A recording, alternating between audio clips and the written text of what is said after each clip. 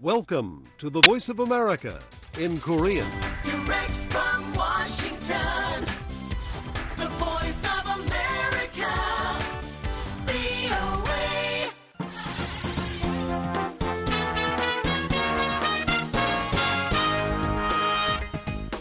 여러분 안녕하십니까? 여기는 미국의 수도 워싱턴에서 보내드리는 VOA 방송입니다. 지금부터 VOA 저녁 방송을 시작하겠습니다. VOA 방송은 매일 새벽 2시부터 3시까지, 그리고 매일 아침 4시부터 6시까지, 또 저녁 8시부터 자정까지 3차례 보내드립니다. VOA 방송은 객관적이고 공정하며 포괄적인 한반도와 미국 그리고 세계 소식과 함께 각종 정보와 교양, 오락 등 다양한 프로그램을 전해드리고 있습니다.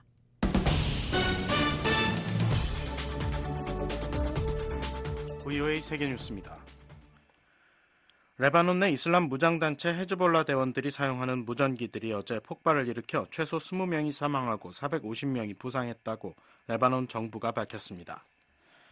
레바논 수도 베이루트 외곽과 남부 베카 계곡에서 일어난 이번 폭발은 전날 헤즈볼라 대원 등이 사용하는 통신용 호출기가 동시다발적으로 폭발해 최소 12명이 사망하고 약 3,000명이 부상한 데 뒤이은 것입니다.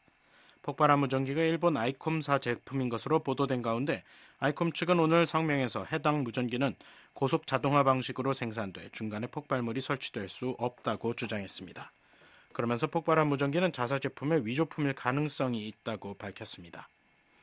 로이터 통신은 보안 소식통을 인용해 전날 동시다발 폭발을 일으켰던 호출기 선적과 비슷한 시기에 이 무전기들에 대한 구매가 이루어졌다고 보도했습니다. 이스라엘 보안 소식통은 로이터 통신에 이번 사건이 이스라엘 정보기관 모사드에 의한 것이라고 말했습니다. 헤즈볼라는 성명에서 가자 지구에서 이스라엘과 전쟁 중인 하마스를 계속 지원할 것이며 이스라엘은 호출기 폭발을 통한 대량 학살에 대한 대응을 기다려야 할 것이라고 경고했습니다. 한편 안토니우 구테르스 유엔 사무총장은 이날 소셜미디어 X에 레바논과 시리아 곳곳에서 통신기기가 다량 폭발해 어린이를 포함해 최소 11명이 사망하고 수천 명이 부상한 보도에 깊은 충격을 받았다며 모든 당사자들에게 최대한의 자제를 촉구했습니다.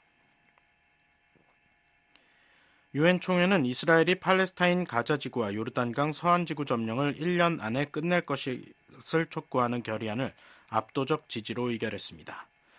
유엔 총회는 어제 미국 뉴욕의 유엔 본부에서 진행된 관련 표결에서 193개 회원국 가운데 찬성 124표, 반대 14표, 기권 43표로 결의안을 통과시켰습니다.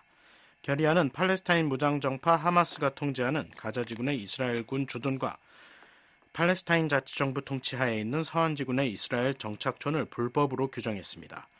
그러면서 이스라엘군의 철수와 팔레스타인 지역 내 유대 정착민들의 즉각적 퇴거를 촉구했습니다. 팔레스타인 자치정부의 리아드 만수르 대사는 이번 표결이 자유와 정의를 위한 투쟁에서의 전환점이라면서 조속한 이스라엘의 점령 종식과 팔레스타인인들의 자기결정권 실현이라는 분명한 메시지를 전달한 것이라고 말했습니다. 반면 데니 데이넌 유엔 주재 이스라엘 대사는 이번 결의안 채택이 팔레스타인 자치정부의 외교 테러리즘을 지지하는 부끄러운 결정이라고 주장했습니다.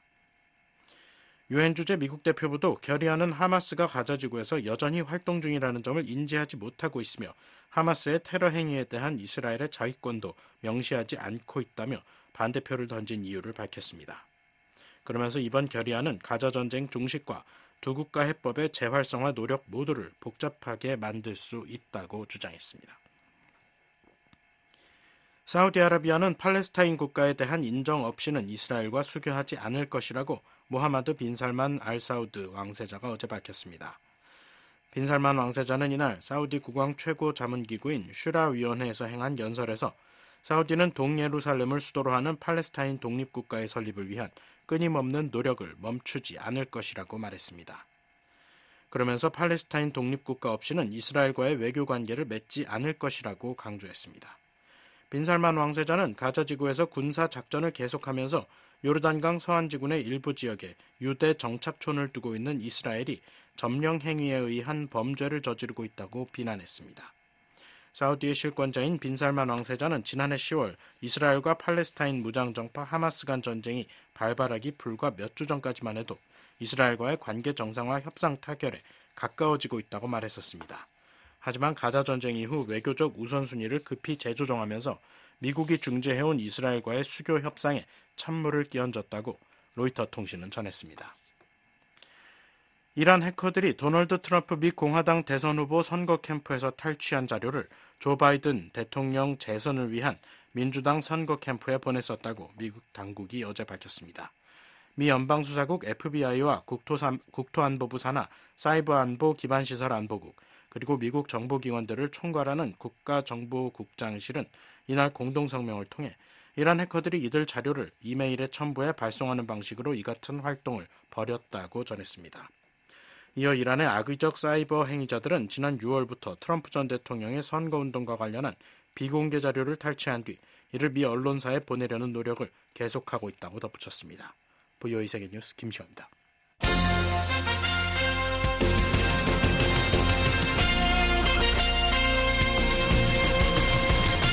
VOA News Today. 여러분 안녕하십니까? 2024년 9월 19일 목요일 VOA 뉴스 투데이 1부 시작하겠습니다. 진행의 김영교입니다. 이 시간에 보내드릴 주요 소식입니다. 북한은 고중량 고위력의 재래식 탄두를 장착한 신형 단거리 탄도미사일 시험 발사에 성공했다고 밝혔습니다. 북한이 실전에서 사용하기 위한 재래식 무기체계 개발에 열을 올리고 있다는 분석이 나옵니다. 미국 국무부 부장관이 북한과 러시아의 협력이 북한으로 하여금 더 도발적인 행위를 하도록 부추길 우려가 있다고 말했습니다. 방위산업 강화를 위해 미한일 3국 간 협력이 중요하다는 점도 강조했습니다. 유럽연합과 영국, 프랑스, 독일 등 유럽 주요국이 엿새 만에 재개된 북한의 미사일 발사를 강력하게 규탄했습니다. 북한의 도발을 멈추고 UN 안보리 결의를 준수하라고 촉구했습니다. 내일 북한 날씨는 전 지역 흐리고 비 오겠습니다. 바람이 약간 강하겠습니다. 최저기온은 10에서 24도, 최고기온은 11에서 29도, 바다의 물결은 동해 앞바다 0.5에서 4m, 서해 앞바다 0.5에서 1.5m이겠습니다. 첫 소식입니다. 북한은 고중량 고위력의 재래식 탄두를 장착한 신형 단거리 탄도미사일 시험 발사에 성공했다고 밝혔습니다. 한국 내에 미한 두 나라 지하 군 지휘부 공격 능력을 과시하려는 의도라는 분석입니다. 서울의 김환영 기자 연결해 자세한 내용 알아보겠습니다. 김환영 기자. 네, 서울입니다. 네, 북한이 어제 시험 발사한 미사일을 공개했군요. 네, 그렇습니다.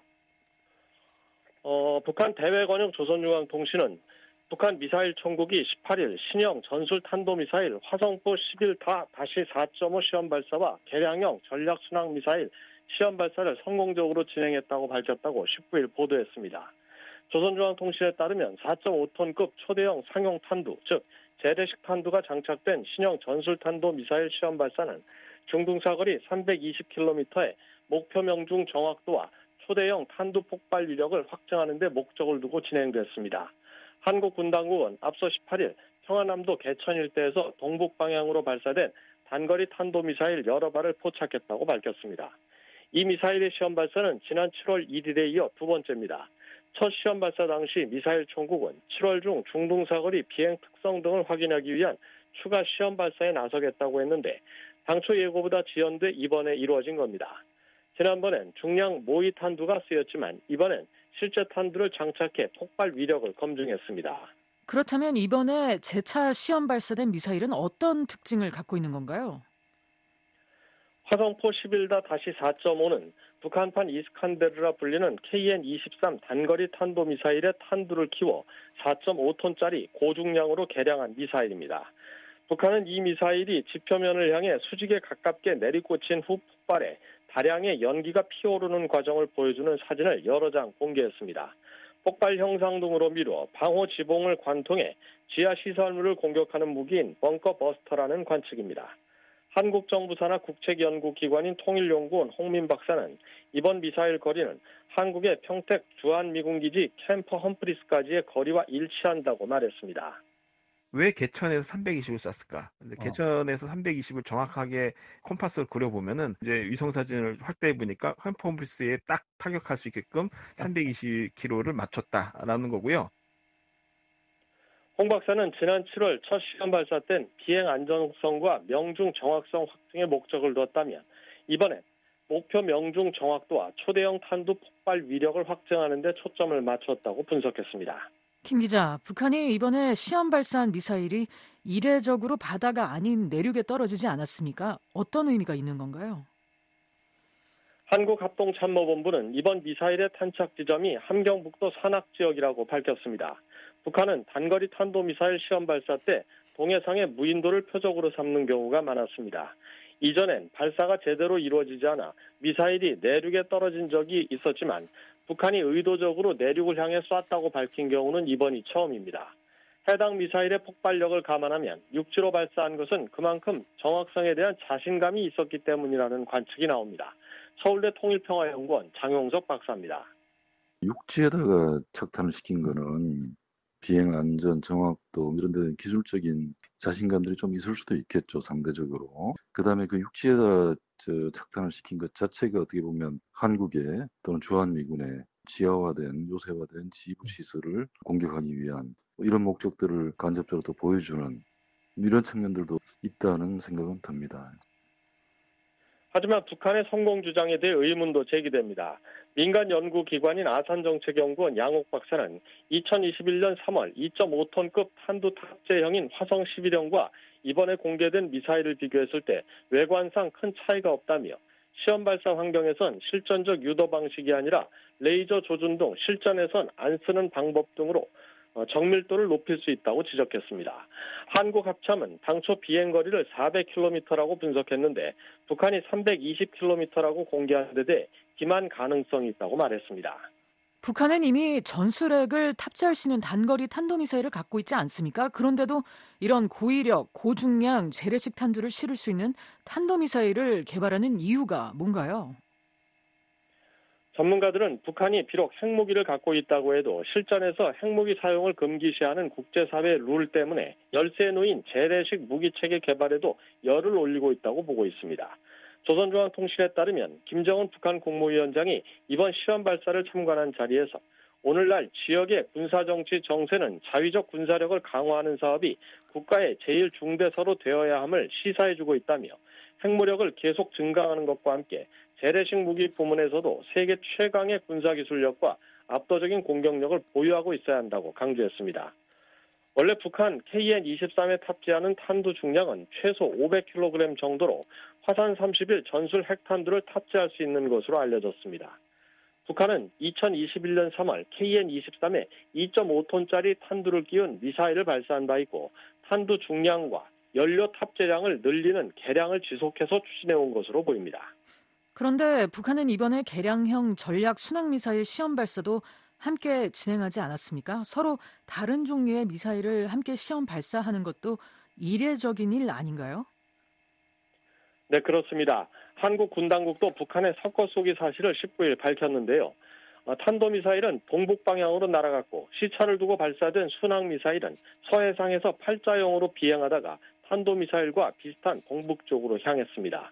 전문가들은 북한의 이런 섞어 쏘기 시험 발사에 대해 신무기 체계 시험을 자신들의 개발 스케줄에 맞춰 진행하면서 대내외 국방력을 과시하려는 계기로 활용하고 있다고 보고 있습니다. 특히 비행 고도가 수십 킬로미터인 탄도미사일과 수십 미터 저공 비행이 가능한 순항미사일을 함께 과시함으로써 미 한해 미사일 방어망을 무력화시킬 수 있다는 메시지를 보내고 있다는 관측입니다. 미사일 전문가인 권용수 한국국방대학교 명예교수입니다. 순항미사일, 그 다음에 이제 이러한 신형 전술 탄도미사일에다가 재래식 탄도미사일을 이용한 수직으로 내려꼽는 이런 식으로 해서 국가 전략 핵심 자산이라든지 지휘소를 공격하게 되면 상당한 위협이 되는 거죠. 한편 북한은 이번 미사일 시험 발사와 같은 날 쓰레기 풍선을 한국에 또다시 살포했죠. 네, 그렇습니다. 한국합참은 북한이 18일 오후부터 야간까지 160여 개의 쓰레기 풍선을 부양했고 경기 북부와 서울 지역에서 30여 개의 낙하물이 확인됐다고 밝혔습니다. 합참은 풍선의 내용물이 종이류, 비닐, 플라스틱 등 생활 쓰레기라며 분석 결과 안전에 위해가 되는 물질은 없었다고 밝혔습니다. 북한은 지난 5월 이후 이번까지 총 21차례 쓰레기 풍선을 살포했습니다. 북한의 쓰레기 풍선 살포가 일상화되는 양상에 대해 한국 측이 대북 확성기 방송을 지속하는 것에 대한 불만 표시 또는 저강도 도발을 통해 한국 내부의 혼란과 불안감을 조성하기 위한 의도일 것이라는 분석이 나옵니다. 통일연구원 조한범 박사는 핵무기와 재래식 무기 개발, 그리고 비군사적인 쓰레기 풍선 살포 등 북한의 최근 이딴 도발은 복합적인 대남 강압 전략이라고 말했습니다.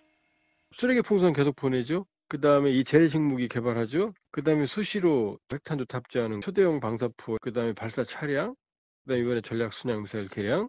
핵을 기반으로 하는 핵 강압 전략의 일환이다. 그리고 대남 적대적 관계, 전쟁 관계 전환을 선언했으니까 여기에 맞는 북한식 대응을 하고 있는 거라고 봐야죠.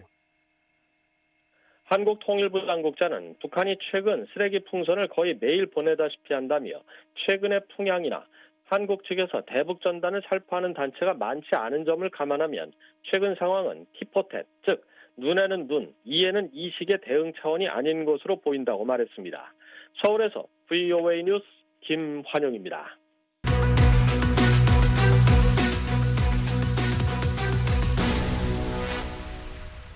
미국 국무부 부장관이 북한과 러시아의 협력이 북한으로 하여금 더 도발적인 행위를 하도록 부추길 우려가 있다고 말했습니다. 방위산업 강화를 위해 미한일 3국 간 협력이 중요하다는 점도 강조했습니다. 안준호 기자가 보도합니다. 커트 캠벨 국무부 부장관은 18일 북한과 러시아 간의 파트너십이 북한으로 하여금 더 도발적인 행위를 하도록 부추길 수 있다고 말했습니다. 캠벨 부장관은 이날 하원 외교위원회의 인도태평양 영내 강대국 경쟁 관련 청문회에 출석해 러시아와 북한 간의 협력이 한반도 긴장 고조에 미치는 영향과 관련한 질의에 솔직히 북한과 러시아 간의 파트너십에 대해 우려한다며 이렇게 말했습니다. 이어 이에 대한 최선의 해결책은 미한일 3국 간 관여를 강화하는 것이라며 우리는 우리의 확장 억제력이 강력하고 지속 가능하며 발전하고 있다는 점을 명확히 하기 위한 조치를 취해왔다고 말했습니다. 그러면서 우리는 한국과 한반도에 사는 사람들에 대한 어떤 위협도 용납하지 않을 것이라며 이 같은 대북결의 메시지는 명확하다고 부연했습니다. Frankly, we worry about that partnership between the DPRK and Russia. It may embolden them to take more provocative steps.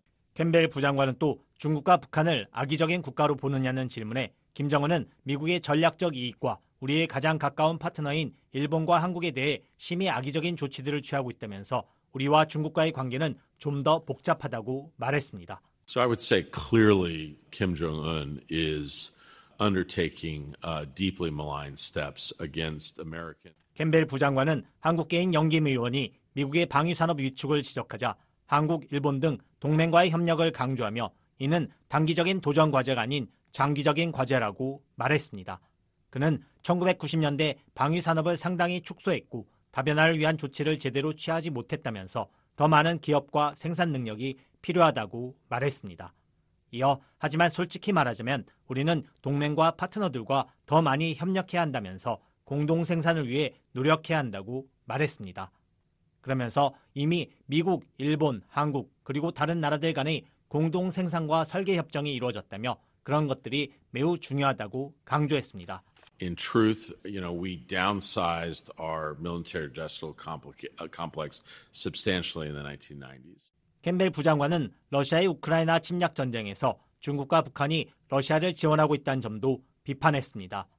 캠벨 부장관은 러시아가 불법적인 전쟁을 벌이는 전장에서 사용한 거의 모든 무기에는 외국산 칩이나 다른 부품들이 포함되어 있다며 많은 것들이 중국산이라고 말했습니다. 또 우크라이나 전장에서 수거된 무기들, 포탄과 장거리 미사일에서 북한제가 사용됐다는 것을 보고 있다고 말했습니다. 이어 이 같은 북한과 중국의 러시아 지원을 막기 위해 북한과 중국에 대한 제재 조치를 취하고 있다고 말했습니다. 그러면서 이 같은 조치들이 궁극적으로 효과를 발휘하려면 더 많은 유럽 국가들이 중국이 유럽 전장에서 취하고 있는 이런 행동들은 받아들일 수 없다는 점을 분명히 해야 한다고 강조했습니다. 중국이 러시아의 전쟁을 지원하면서 유럽과 평소처럼 거래할 수 있다고 생각하도록 해서는 안 된다는 겁니다. 캠벨 부장관은 아울러 러시아와 중국, 북한, 이란 등에 대한 경계를 늦추지 말아야 한다고 강조했습니다. The activities of Russia and China together, of North Korea, of Iran, occasionally Pakistan, this growing group of countries taking steps. 캠벨 부장관은 러시아와 중국, 북한, 이란, 때때로 파키스탄까지 점점 늘어나는 국가들이 미국의 이익에 반하는 행동을 취하고 있다면서 이들을 매우 경계해야 하며 대응 전략을 수립해야 한다고 말했습니다. BOA 뉴스 안준호입니다.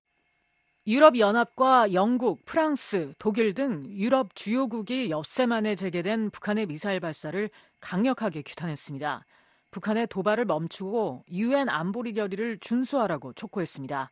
안소영 기자가 보도합니다. 유럽연합이 18일 북한의 오늘 다수의 탄도미사일 발사를 규탄한다고 밝혔습니다. EU 대변인은 북한이 엿새 만에 또다시 단거리 탄도미사일 여러 발을 발사한 데 대한 BOA의 논평 요청에 이는 한반도의 긴장을 고조시키고 위험을 높인다면서 이같이 말했습니다.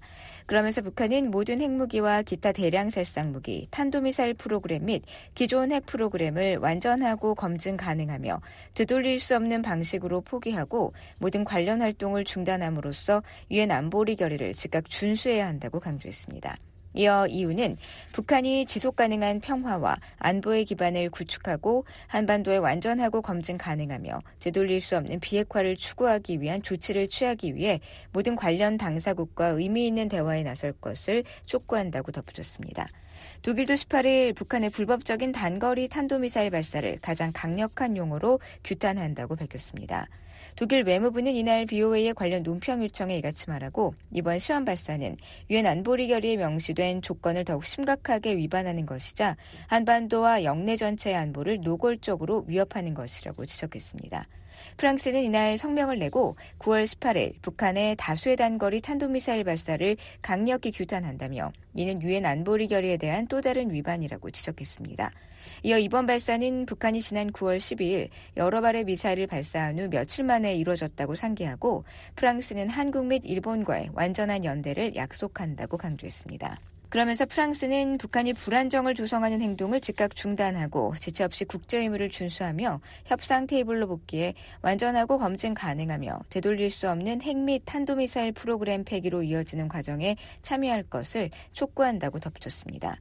또한 프랑스와 그 파트너들은 관련 유엔 안보리 결의에 대한 이행을 보장하고 모든 당사국 간의 대화를 독려하는 데 전념하고 있다고 말했습니다.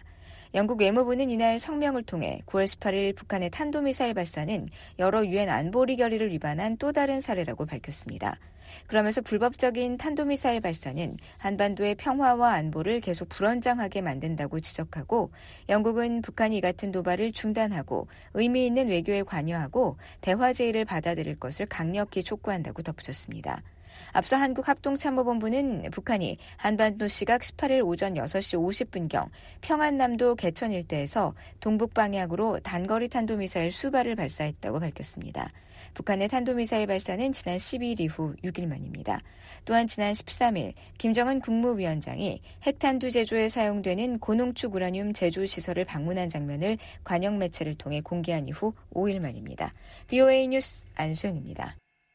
미국 국무부는 북한 연계 해킹 조직이 BOA의 이름을 딴 인터넷 도메인 주소를 개설한 데 대해 언론인을 사칭해 정보를 탈취하려는 행동이라고 지적했습니다. 각국 정부와 민간 기관의 공동 대응의 중요성도 강조했습니다. 함재하 기자가 보도합니다. 국무부는 18일 북한이 BOA를 위장한 인터넷 도메인 주소를 개설한 것과 관련해 북한은 전략적 첩보와 정보를 얻기 위해 악의적인 사이버 활동을 벌이고 있다고 밝혔습니다.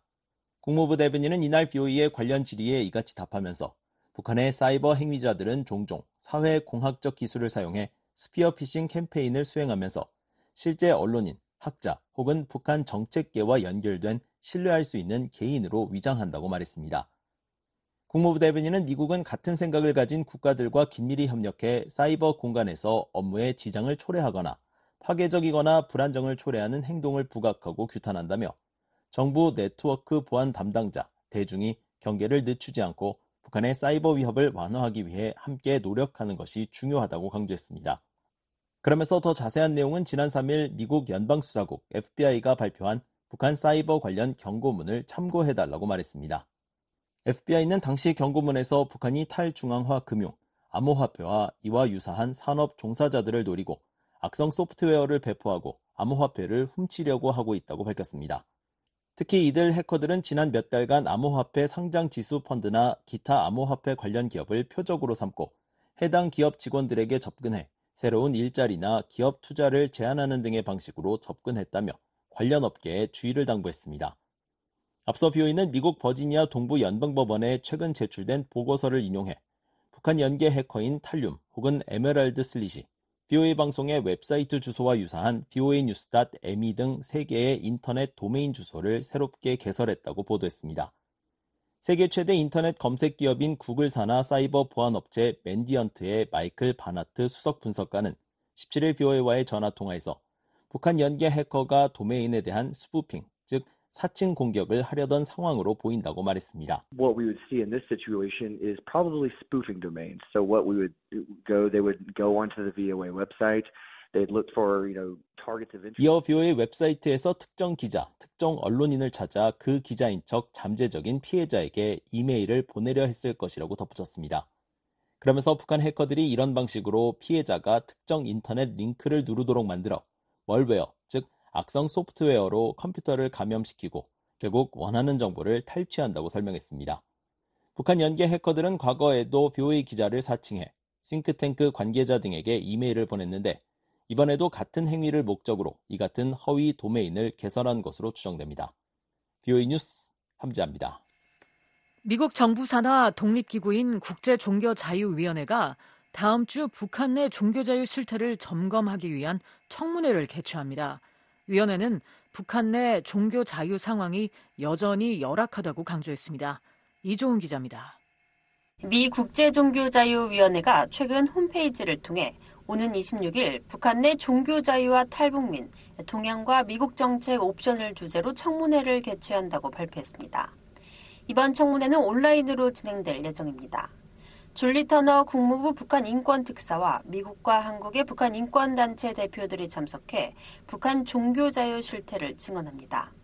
국제종교자유위원회는 북한 내 종교자유 상황은 여전히 열악하다며 김일성주의, 김정일주의로 알려진 북한 정권의 통치 이념은 종교를 실존적 위협으로 간주해 종교 신자들에게 고문, 강제노동, 투옥, 처형 등 가혹한 처벌을 가하고 있다고 지적했습니다.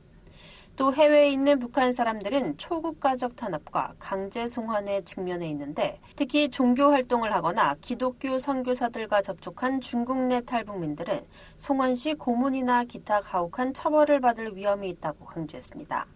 그러면서 이번 청문회에서 증인들은 북한 내 종교 자유와 한국, 중국 및 기타 국가의 탈북 난민 상황에 대해 논의하고 인권과 국가 안보 간 접점을 포함한 미국의 대북 정책 접근 방식에 대해서도 검토할 것이라고 밝혔습니다. 이번 청문회에 참석하는 그레그 스칼러튜 북한 인권위원회 사무총장은 18일 VOA의 통화에서 북한 김씨 정권은 종교의 자유, 특히 기독교를 비롯한 모든 종교적 신념을 탄압하고 있다고 지적했습니다. This hearing is very important for one particular reason. No, for two particular reasons. Number one. 또 현 정권 아래 북한에는 시민사회가 존재하지 않으며 앞으로도 그럴 것이라며 북한 인권 상황을 개선하기 위해선 종교의 자유가 반드시 선행돼야 한다고 강조했습니다. 그러면서 이번 청문회에서 인권과 안보, 군사적 이슈 간의 연관성을 강조하고 국제사회와 국제기구가 북한 인권 상황을 보다 효과적으로 다룰 방안을 설명할 것이라고 밝혔습니다. 앞서 국제종교자유위원회는 지난 5월 발표한 2024 연례보고서에서 북한을 종교자유 특별우려국으로 재지정할 것을 국무부에 권고했습니다. 종교자유 특별우려국은 정부가 국민의 종교자유를 심각하게 침해하거나 박해하는 것을 용인하는 국가를 의미하는데 북한은 2001년부터 특별우려국으로 지정되고 있습니다. 특별우려국으로 지정된 나라는 관련 법에 따라 통상 등의 분야에서 제재를 받습니다. 국제종교자유위원회는 1998년 국제종교자유법에 따라 설립된 독립적인 정부기관으로 전 세계 종교자유 침해를 감시하고 이에 대한 권고안을 미 정부에 제공합니다. VOA 뉴스 이존입니다. 미국이 유엔 인권이사회에서 북한에 억류돼 있는 한국인들의 실명을 직접 언급하며 장기화되고 있는 이들의 자의적 구금에 대한 우려를 표명했습니다. 한국도 북한이 즉각 이들을 석방할 것을 촉구했습니다. 심현지 기자가 보도합니다. 미국이 17일 스위스 제네바 소재 유엔 본부에서 열린 인권이사회에 자의적 구금에 관한 실무그룹과의 상호 대화에서 북한에 억류돼 있는 한국인 문제를 제기했습니다. We are troubled by the DPRK's prolonged arbitrary detention of South Koreans, including Kim Kuk-gi, and September 20th will mark 제네바 주재 미국 대표부의 서멘사 몬티스 인권 담당관은 이날 회의에서 우리는 김국희 씨 등 한국인들에 대한 북한의 자의적 구금이 장기화되는 것에 대해 우려하고 있다고 말했습니다. 이어 9월 20일은 김정욱 선교사가 구금된 지 4,000일이 되는 날이라고 지적했습니다. 자의적 구금이란 개인이 범죄를 자행했다는 증거나 정당한 법적 절차 없이 체포 또는 구금되는 것을 뜻합니다. 유엔사나 자의적 구금에 관한 실무그룹은 피해 당사자와 가족, 인권단체들의 청원을 받아 국제인권규범에 맞지 않는 구금 사례를 조사하고 자의적 구금 여부를 판단해 필요한 권고를 제시하는 임무를 수행하고 있습니다. 김국기 목사는 중국 단둥에서 쉼터 등을 운영하며 탈북민 등 북한 주민들에게 숙식을 제공하고 북한의 의약품과 농기계 등을 보내며 선교 활동을 한 것으로 알려져 있습니다. 북한은 지난 2015년 김 목사를 체포한 뒤 간첩죄와 국가전복 음모죄 등을 적용해 무기 노동 교화형을 선고했습니다. 김정욱 선교사도 북중 접경 지역인 중국 단둥에서 탈북민 쉼터와 국수공장을 운영하며 대북 인도적 지원 활동을 하던 중 2013년 선교 활동을 목적으로 밀입국했다가 북한에 억류된 것으로 알려졌습니다. 이 밖에도 북한에는 최충길 선교사와 한국에서 국적을 취득한 탈북민 3명 등 모두 한국인 6명이 억류돼 있습니다. 북한 당국은 현재까지 이들의 소재나 생사 여부를 확인해주지 않고 있습니다. 주 제네바 한국 대표부의 윤성덕 대사도 이날 김국기 목사와 최충길, 김정욱 선교사를 언급하며 북한이 이들을 즉각 석방할 것을 촉구했습니다. The Republic of Korea urges the DPRK to immediately release these detainees. 윤 대사는 또 이 자리에서 북한의 납치 문제와 미송환 한국군 포로를 거론하며 이 사안에 대한 즉각적인 해결을 촉구했습니다. 이어 우리는 강제 송환되는 탈북자들의 자의적 구금에 대해 강한 우려를 표명하며 북한이 이 관행을 즉각 중단할 것을 촉구한다고 말했습니다. We express our strong concern over the arbitrary detention of North Korean escapees who are being forcibly repatriated. 워싱턴의 민간단체인 북한인권위원회의 그레그 스칼러트 사무총장은 18일 VOA와의 통화에서 국제사회가 이들의 석방과 관련해 더 적극적으로 행동에 나서야 한다고 촉구했습니다. There is only symbolic significance by calling on North Korea to release. 스칼라튜 사무총장은 북한은 이들의 석방을 진행하지 않을 것이라면서 실행 측면에서 볼 때 아무 일도 일어나지 않아서 상당히 실망스럽다고 말했습니다. 그러면서 우리는 상호 대화와 구두로 하는 지원 이상의 것이 필요하다며 억류된 이들이 풀려나도록 확실히 하기 위해 북한 정권에 압박을 가해야 한다고 강조했습니다. 한편 17일 열린 인권이사회에서는 강제적, 비자발적 실종에 관한 실무그룹과의 상호 대화도 개최됐습니다. 이 회의에서 미국 대표는 알려지지 않은 수의 북한 주민들이 북한 내부에서 강제적으로 실종됐다고 지적했습니다. 아울러 북한 정권은 또 외국인 국적자를 포함한 국제 납치도 자행하고 있다며 이들의 행방은 알려지지 않고 있다고 덧붙였습니다. 미국 대표는 북한이 강제적 실종을 자행하는 것을 즉각 멈추고 실종된 모든 이들을 석방할 것을 촉구했습니다. 주 제네바 북한 대표부의 박광혁 차석 대사는 이날 회의에서 강제실종 실무그룹의 북한 관련 보고는 적대 세력에 의한 날조된 거짓과 왜곡으로 가득 차 있다고 주장했습니다. VOA 뉴스 심현지입니다. 북한 유조선이 러시아 항구에 입항했습니다. 러시아로부터 유류를 선적할 것으로 예상되는 가운데 유엔 제재를 받고 있는 또 다른 유조선들이 최근 공해상에서 수상한 항적을 보이고 있어 주목됩니다. 함자 기자입니다. 북한 유조선 련풍호가 러시아 극동 지역의 보스토치니항에서 발견됐습니다. 선박의 위치 정보를 보여주는 마린 트래픽 자료에 따르면 련풍호는 현지 시각 18일 오후 3시 34분 보스토치니항의 모습을 드러낸 뒤 10여 분간 부두 쪽으로 접근했습니다. 이어 오후 3시 48분 부두를 약 150m 남겨둔 지점에서 위치 신호를 끄고 잠적했습니다. 해당 부두에는 대형 유류 탱크 3개가 자리하고 있습니다. 또 련풍호가 유조선인 점으로 볼 때 유류 선적을 위해 이 항구에 입항한 것으로 추정됩니다. 앞서 외부로 위치 신호를 드러내지 않던 련풍호는 18일 오전 1시경 보스토치니항에서 약 118km 떨어진 지점에 나타났습니다. 이후 오전 3시 18분경 또다시 위치 신호를 끄고 지도에서 사라진 뒤 이날 오후 보스토치니 항구에 등장한 것입니다. 보스토치니 항구는 나호카만에 위치하고 있으며 나호카항에선 동남쪽으로 약 18km 떨어져 있습니다. 앞서 영국 파이낸셜 타임스는 지난 3월 북한 유조선이 러시아 보스토치니 항을 드나들었다고 보도했으며 일본 요미우리 신문도 같은 항구에서 지난 4월 북한 유조선의 입항 장면을 확인했다고 전했습니다. 따라서 북한 유조선이 직접 러시아 항구에서 접안 장면까지 노출한 것은 약 5개월 만입니다. 최근 북한 유조선이 이 일대에 자주 출몰하고 있지만 항구를 100여 킬로미터 앞둔 인근 해역에서 위치 신호를 끄고 잠적하는 경우가 대부분입니다. 연풍호의 입항이 문제가 되는 것은 유엔 안보리 결의 위반 가능성 때문입니다. 앞서 존 커비 백악관 국가안보소통 보좌관은 지난 5월 브리핑에서 러시아가 올해 북한에 제공한 정제유 양이 이미 유엔 안보리가 정한 한도를 넘었다며 구체적인 수치를 공개했습니다. In March alone, Russia shipped more than 165,000 barrels of refined petroleum. 지난 3월에만 러시아가 북한에 16만 5천 배럴이 넘는 정제유를 보냈다는 지적입니다. 유엔 안보리는 지난 2017년 결의 23975를 통해 북한의 연간 정제유 수입 한도를 50만 배럴로 제한했습니다. 그런데 3월 제공분을 포함해 이미 두 나라의 유류 거래가 한도를 넘었다는 게 커비 보좌관의 설명이었습니다. 따라서 당시 브리핑이 이뤄진 5월 이후 북한에 유류를 공급한다면 이는 안보리 결의 위반입니다. 그러나 북한과 러시아는 최근 협력을 강화하며 이에 아랑곳하지 않는 모습을 보이고 있습니다.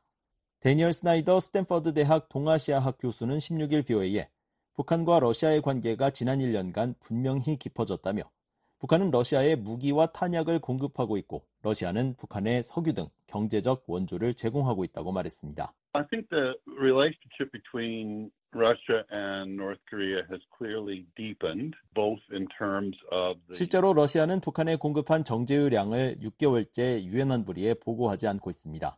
또 지난 3월 유엔 안보리 대북제재 이행을 감독하는 전문가 패널의 임기 연장안에 반대표를 행사했고 이후에도 지속적으로 대북제재 완화 주장을 펼치고 있습니다. 이런 가운데 유엔의 제재를 받고 있는 북한 유조선이 수상한 항적을 보이고 있어 주목됩니다. 마린트래픽에 따르면 북한 유조선인 안산 1호는 지난 11일 오전 중국 산둥반도 동쪽에서 약 20km 떨어진 지점을 항해하던 중 돌연 위치 신호를 끄고 잠적했습니다. 이후 약 일주일이 지난 현재까지 위치가 확인되지 않고 있습니다. 유엔 안보리 대북제재위원회는 지난 2018년 3월 불법 선박간 환적에 연루된 안산 1호 등 27척의 북한 선박을 제재했습니다. 특히 이 중 안산 1호를 포함한 13척에 대해선 자산 동결과 입항 금지 조치를 모두 취하도록 했습니다. 자산 동결이나 입항 금지 혹은 선적 취소 등을 명령한 다른 선박에 대한 제재보다 더 강도가 높은 조치였습니다. 이처럼 국제사회 제재로 사실상 공해상 운항이 금지된 안산 1호가 어떤 이유에서 중국 앞바다, 그것도 북한 남포항에서 약 300km나 떨어진 바다 한가운데서 위치 신호를 노출했는지 의문입니다. 앞서 안산 1호는 올해 3월 러시아 나호카항에서 유류를 선적했다는 의혹을 받았던 유조선입니다. 따라서 이 항로를 이용해 현재 러시아로 향하거나 이미 러시아 항구에 도착한 것은 아닌지도 주목되는 부분입니다. 그 밖에 또 다른 제재 유조선인 신평 9호는 18일 오후 늦은 시각 한반도 동해에서 대한해협 방향을 향해 항해하는 모습이 포착됐습니다. 이 항로는 주로 러시아에서 유류를 선적한 북한 유조선이 북한 남포로 되돌아갈 때 이용합니다. 북한과 러시아의 안보리 결의 위반 의혹이 곳곳에서 포착되고 있지만 이들 두 나라는 제재 위반을 하지 않았다는 입장을 고수하고 있습니다. 안나 에브스티그니바 유엔 주재 러시아 차석 대사는 지난 5월 유엔 안보리 회의에서 러시아와 북한 간 협력은 전적으로 건설적이고 합법적이라고 밝혔습니다. Что сотрудничество России и КНДР носит исключительно конструктивный и законный характер. 이어 북러 협력은 어느 누구를 위협하거나 어떤 것도 위반하지 않는다고 주장하며 이는 계속될 것이라고 덧붙였습니다. BOE 뉴스 함지아입니다.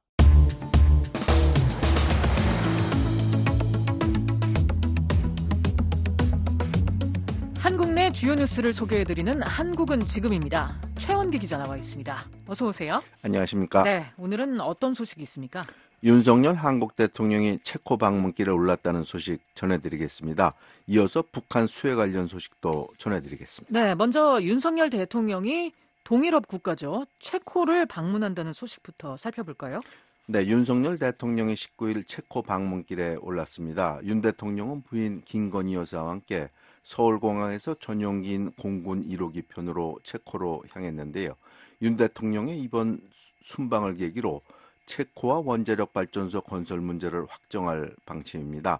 한국 대통령의 체코 방문은 지난 2015년 12월 박근혜 대통령의 체코 방문 이후 약 9년 만에 공식 방문입니다. 원자력 발전소 건설 문제를 확정한다고 했는데 체코는 이미 한국 원전을 짓기로 결정한 거 아닌가요? 아직 최종 결정된 것은 아닙니다. 지난 7월 체코는 두코바니 지역의 한국 기업을 원전 2기 건설 사업 우선 협상 대상자로 선정했습니다. 원전 건설 계약은 여러 단계가 있는데요. 본 계약이 체결돼야 사업이 확정되는 겁니다. 윤 대통령이 이번에 체코에 가는 것도 본 계약을 확정하기 위해 가는 것인데요.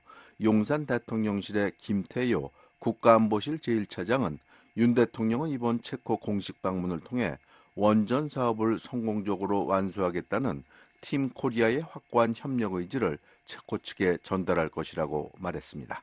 대통령까지 나서서 원전 건설 계약을 하려는 걸 보면 계약 규모가 큰 모양이죠. 계약 규모가 큽니다. 한국 수력 원자력이 체코에 건설하려는 것은 1000메가와트급 신규 대형 원전 2기를 짓는 사업인데요. 사업 규모가 24조 원에 이릅니다.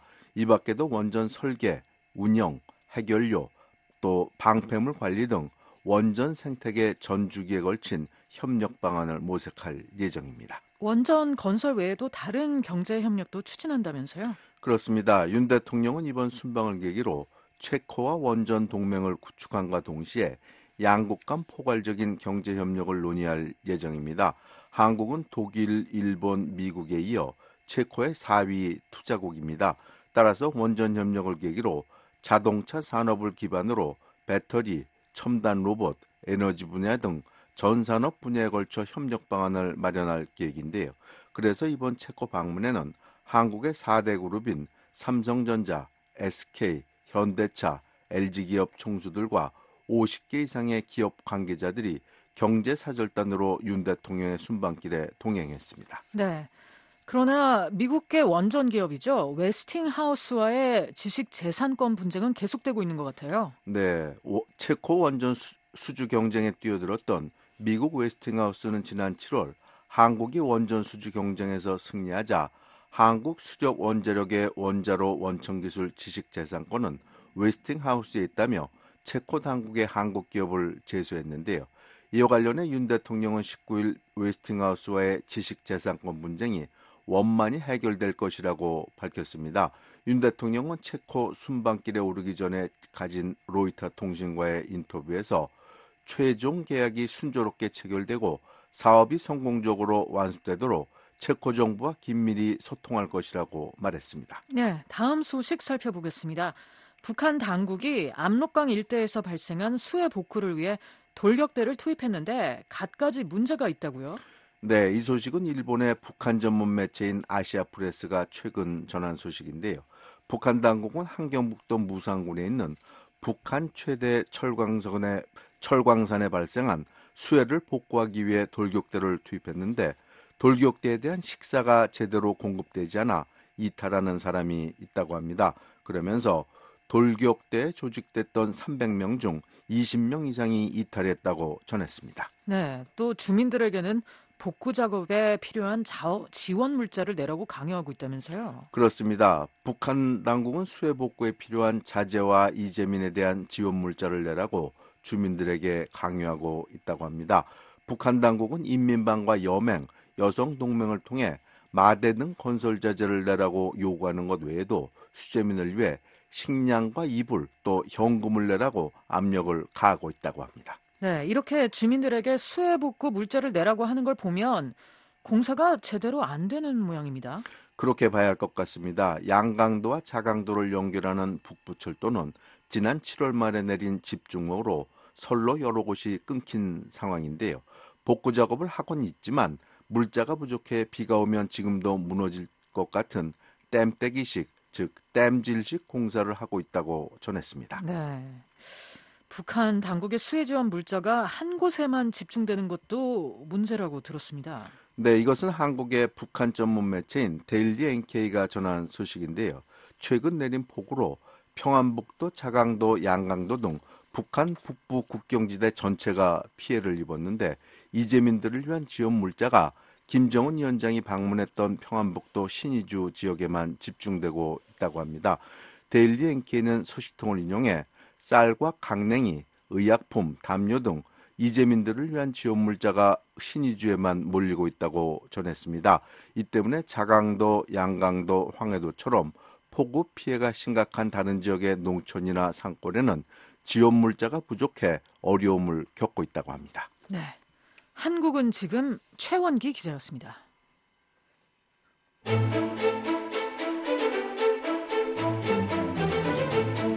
보도화하는 북한의 핵 위협에 대응하기 위해 전술핵 등 미국이 보유한 핵카드를 단계적으로 활용해야 한다고 전직 미국 고위 관리가 제언했습니다.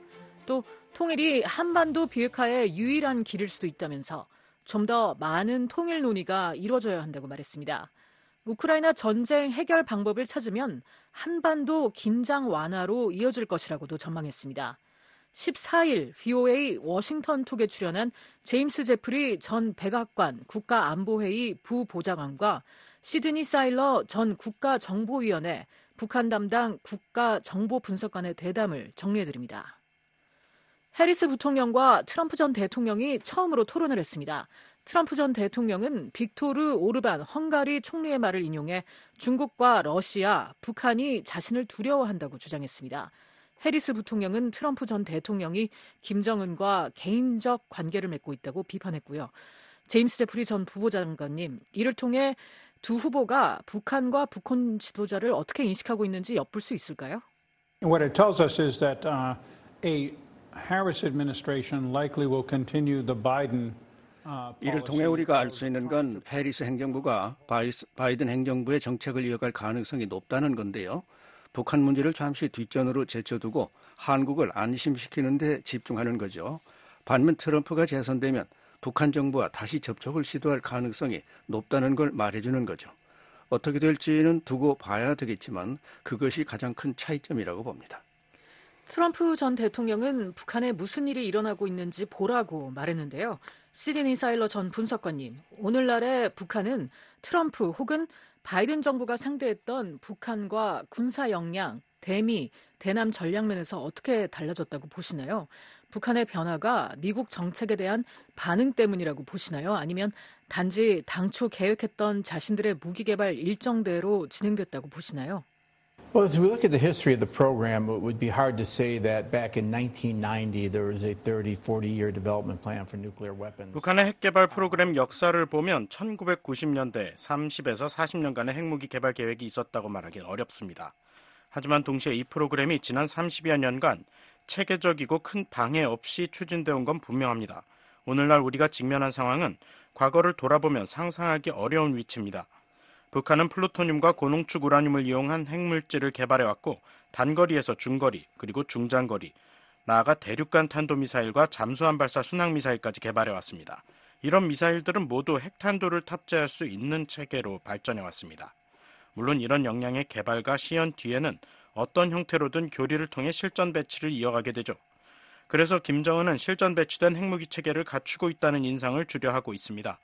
지난 4년간 우리가 본 북한의 행동과 핵 프로그램의 진전은 미국의 잘못된 정책이나 도발, 적대시 정책의 결과가 아닙니다. 북한이 가던 길은 원래 그쪽이었죠. 물론 북한은 질적, 양적으로 핵 프로그램을 발전시켰습니다. 동시에 북한은 여전히 제재와 압박을 받고 있고 핵 프로그램 때문에 낙인이 찍혀 있습니다. 북한 입장에서는 일부 영역에서 어느 정도 성과도 있었지만 정권은 가까스로 버티고 있는 상황이죠. 제프리 전 부보장관님, 미국이 북한 비핵화란 목표를 결코 포기하지 않을 거라고 여러 차례 말씀하셨는데요.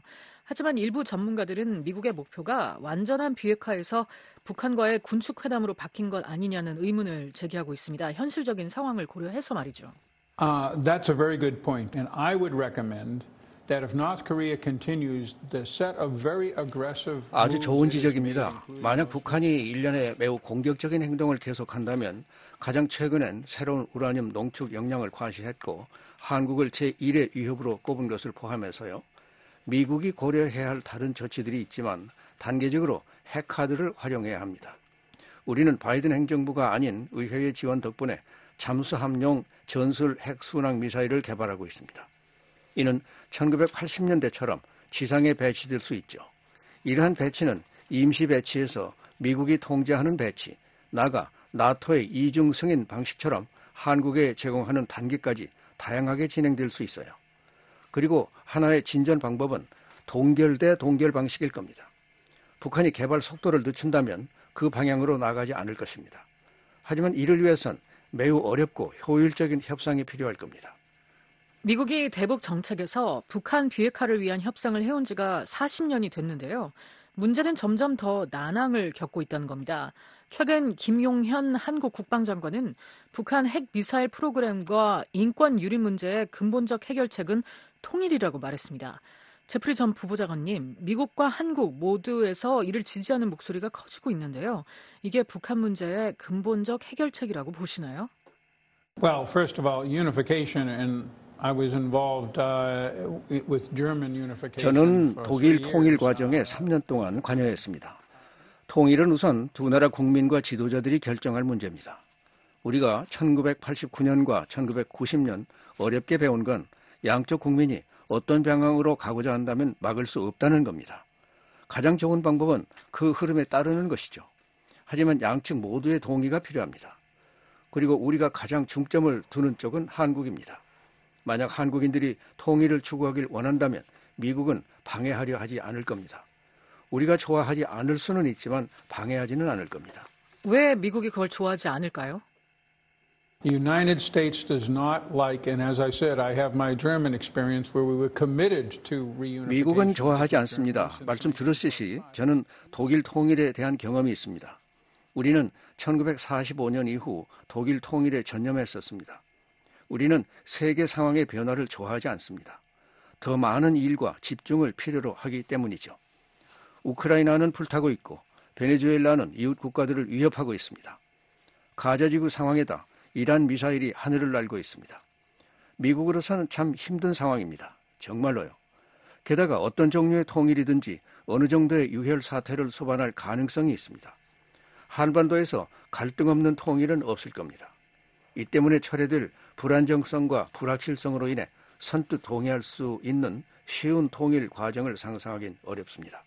사일러 전 분석관님, 오바마 행정부 시절 국가안보회의 한반도 국장을 역임하셨습니다.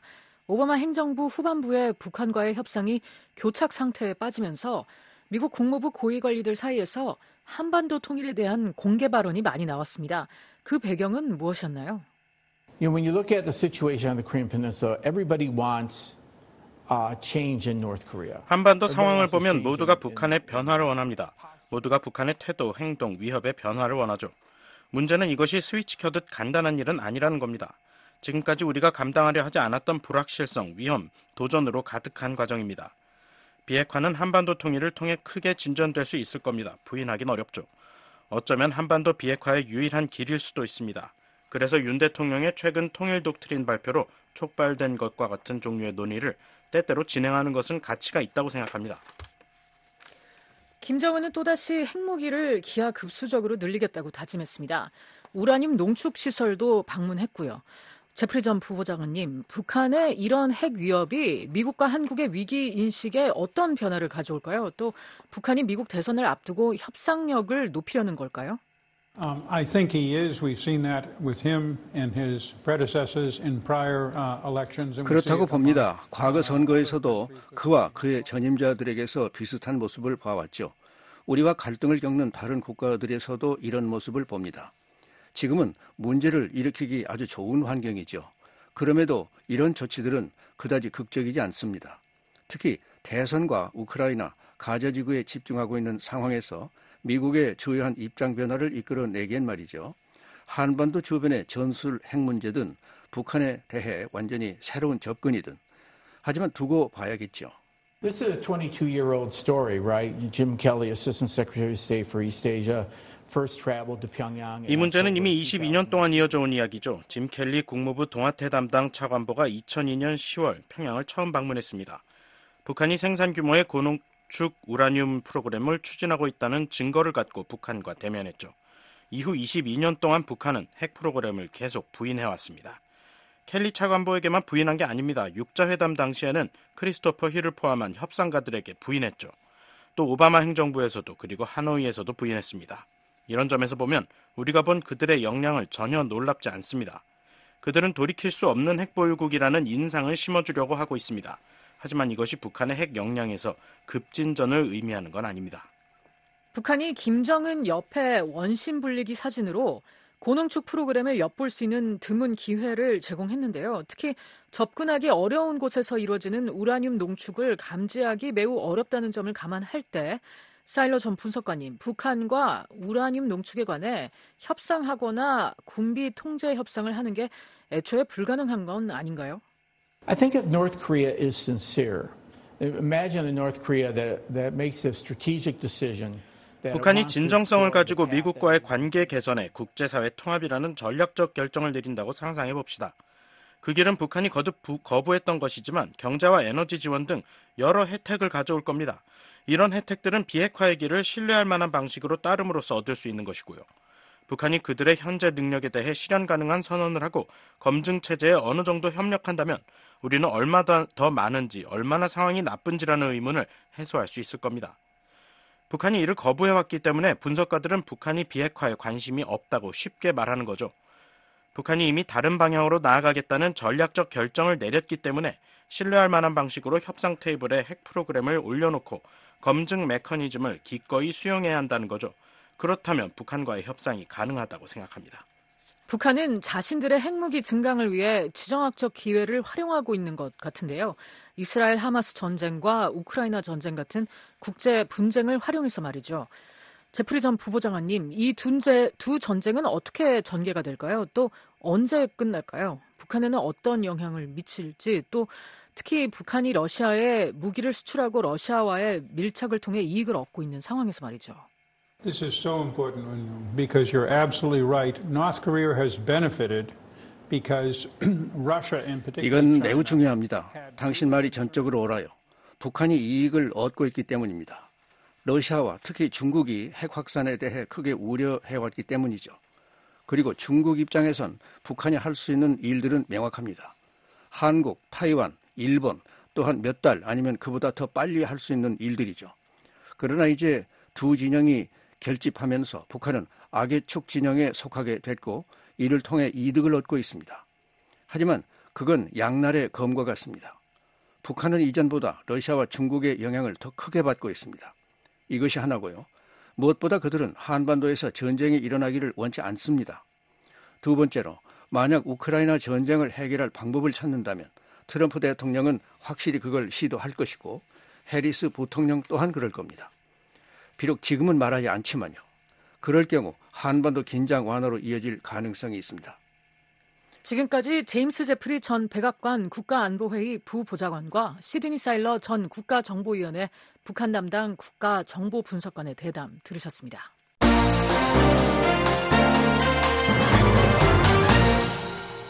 지금까지 VOA 뉴스투데이 1부 보내드렸습니다. 잠시 후에는 VOA 세계뉴스 뉴스투데이 2부가 방송되겠습니다.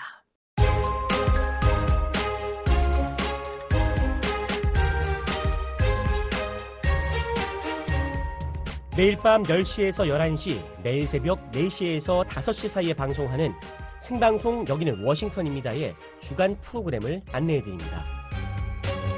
월요일 밤과 화요일 새벽에는 미국 역사 속 중요한 인물들을 알아보는 인물 아메리카를, 화요일 밤과 수요일 새벽에는 라디오로 들어보는 미국 역사 이야기 미국사, 수요일 밤과 목요일 새벽에는 11월 대통령 선거를 앞두고 주요 이슈 살펴봅니다. 미국의 선택 2024. 한국에 사는 탈북민들의 소식은 목요일 밤과 금요일 새벽에 방송하는 탈북민의 세상 보기에서 만나보십시오. 그리고 금요일 밤과 토요일 새벽에는 뉴스 따라잡기가 마련되어 있습니다. 생방송 워싱턴입니다와 늘 함께 하시길 바랍니다.